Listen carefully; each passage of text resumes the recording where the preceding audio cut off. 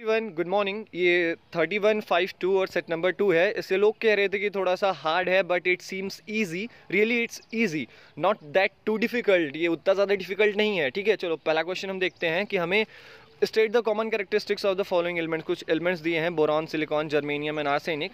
इनके आपको कुछ कॉमन कैरेक्टर्स बताने हैं। कोई भी कॉमन कैरेक्टर बता दो, जैसे मैंने सेमीकंडक्टर बताया है, और भी इसमें कुछ है जैसे ये मेटलॉइड्स हैं। ठीक है, चलो state the periodic law on which the modern periodic table is based. हमें पीरियोडिक लॉ बताना है जिस पर हमारा मॉडर्न पीरियोडिक टेबल बेस है। तो हमारा modern periodic table atomic number पे बेस होता है ना, periodic function of their atomic number. तो यही है कि properties of the elements are periodic function of their atomic number. Atomic number याद रखना, मैं इसे भूल गया हूँ, यही मेन है। ठीक है, properties of the elements are periodic function of their atomic numbers. चलो, covalent compounds are generally poor conductor of electricity. Why? जो कोवैलेंट कंपाउंड्स होते हैं वो पुअर कंडक्टर ऑफ इलेक्ट्रिसिटी होते हैं। क्यों? क्योंकि जो कोवैलेंट कंपाउंड्स होते हैं वो इलेक्ट्रॉन के शेयरिंग से बनते हैं।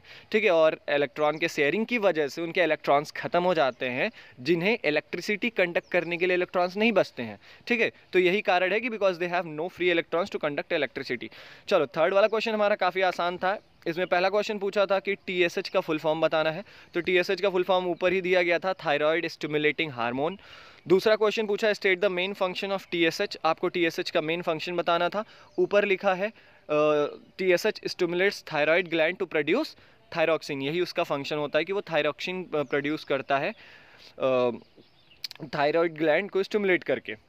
अब दूसरा चलते हैं कि तीसरा, why do TSH levels in pregnant women need to be monitor. जो प्रेग्नेंट वुमेन होती है उसमें TSH लेवल को चेक करने की ज़रूरत क्यों होती है? तो इसका आंसर मैंने यहाँ पर दिया है कि high TSH levels and hypo thyroidism can specially affect chances of miscarriage हो सकता है विमेंस को, इसलिए मॉनिटर करना जरूरी है।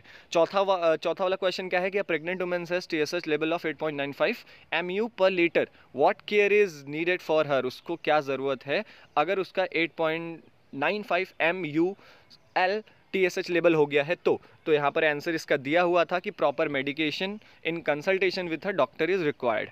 तो आपको होप यहाँ से आंसर मिल गया होगा। चलो, फोर्थ क्वेश्चन चलते हैं हमारा कि सोलर पावर के बारे में है कि इंडिया में कैसे सोलर एनर्जी एक्सपैंड कर रहे हैं, और इसी से रिलेटेड कुछ क्वेश्चन पूछा था इसने। पहला क्वेश्चन है सोलर सेल क्या होते हैं। तो आपको पता है सोलर सेल कन्वर्ट करते हैं लाइट एनर्जी को इलेक्ट्रिसिटी में by photovoltaic effect. It converts light energy into electricity bye photovoltaic effect. चलो, हमारा बी थोड़ा सा न्यूमेरिकल था। न्यूमेरिकल बहुत इजी था इसमें कि how much voltage can be developed and how much electricity can be produced by one typical solar cell. ठीक है, वन टिपिकल सोलर सेल कितने वोल्ट कितनी इलेक्ट्रिसिटी प्रोड्यूस कर सकता है और कितना वोल्टेज डेवलप कर सकता है। तो वोल्टेज हमारा 0.46 वोल्ट डेवलप करेगा और इलेक्ट्रिसिटी हमारी 1.38 वॉट डेवलप करेगा। चलो, फोर्थ सी चलते हैं कि the future of power generation. हमारे भारत देश में सोलर एनर्जी का जो फ्यूचर है वो बहुत ब्राइट है। ऐसा क्यों है?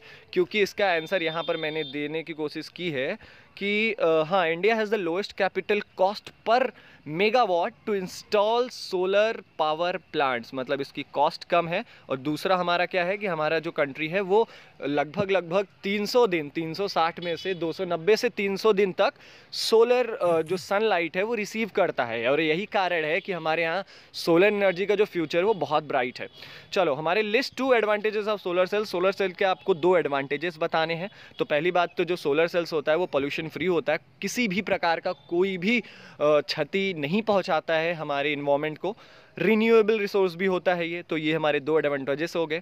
चलो, फिफ्थ क्वेश्चन पर चलते हैं कि ये cylindrical conductor of length L and uniform area of cross section A has resistance R, another conductor of length 2.5 L and resistance 0.5 R of the same material has area of cross section. तो आपको कुछ बंदे ने solve किया था इसे, ये मुझे युवराज ने भेजा है। Thank you Yuvraj for solving this, but 5A इसका करेक्ट आंसर होगा, 5 एम्पियर। चलो, चलते हैं कि नेक्स्ट क्वेश्चन हमारा ये 5 वाला था, और नीचे अब हम 6 देख रहे हैं कि the image distance from the eye lens in the normal eye when we increase the distance of an object from the आई।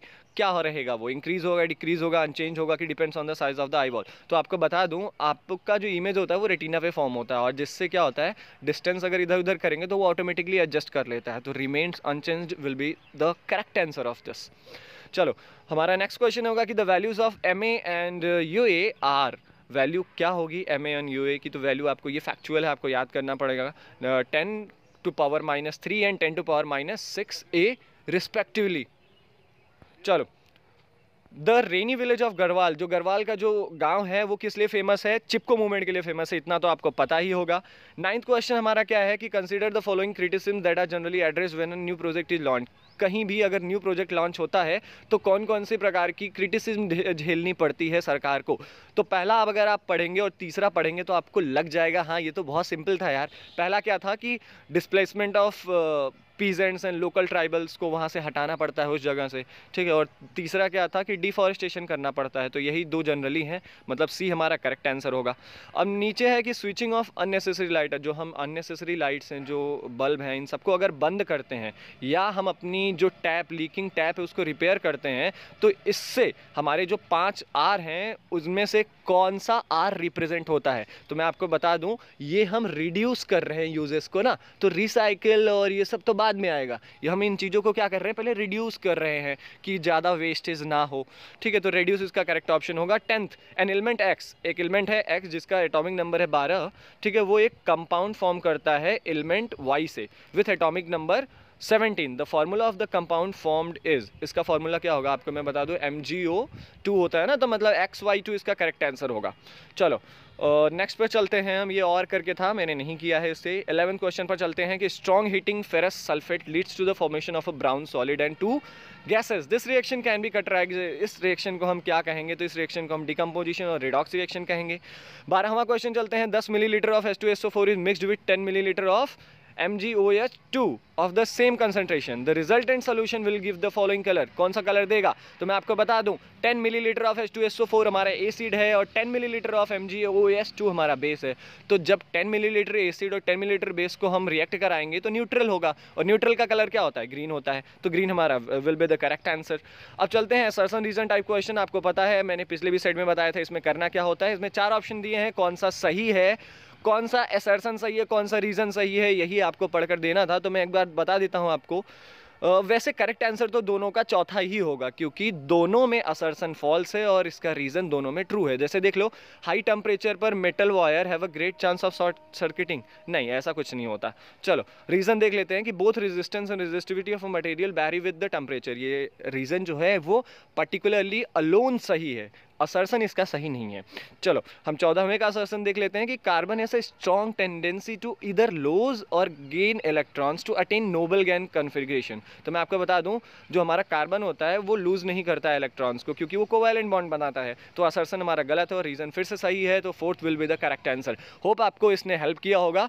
और मैथ के जो सीरीज़ है मैं आज शाम से स्कूल के आने के बाद स्टार्ट करता हूँ। मिलते हैं अपने अगले वीडियो में, तब तक के लिए जय हिंद।